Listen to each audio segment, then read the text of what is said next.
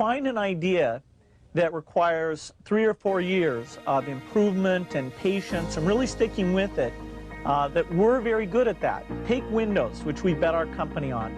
Everybody doubted that would succeed. IBM did not support us in that.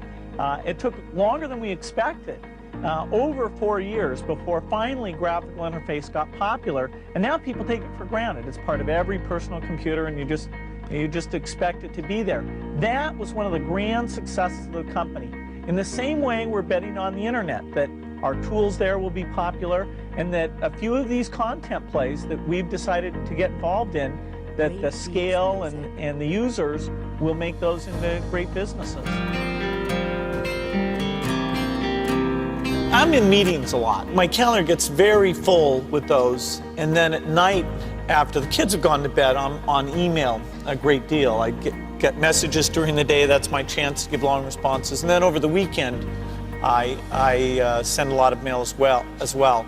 I take 2 weeks a year to just go off and read and think, where I'm not interrupted by work or anything else. I'm just solidly trying to think about the future, and people get to send me things to read as part of that so-called Think Week. So it's a nice mix of things. About 25% of the time that I'm out traveling around, meeting with customers, Europe, Asia, and that sort of helps me think, okay, do we have the right priorities? What are people responding well to, and what would they like to see us do better? Oh, his sense of design, that everything had to fit a certain aesthetic. The fact that he, with this little engineering background as he had, it shows that design can lead you in a good direction. And so phenomenal products came out of it. He knew about brand, I mean, in very positive sense. He understood, he had an intuitive sense for marketing that was amazing. You can't just keep doing the same old thing you were doing before. You have to take your skills and attack the new frontiers. For example, graphical interface used to be outside the operating system, and so there were many people doing those systems.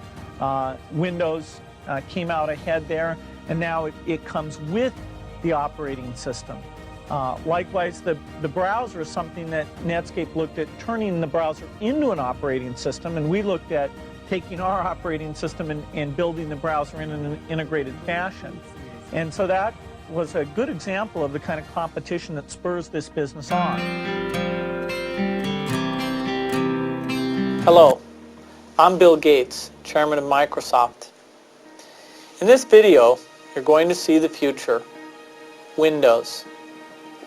Microsoft first came up with the Windows concept back in 1983.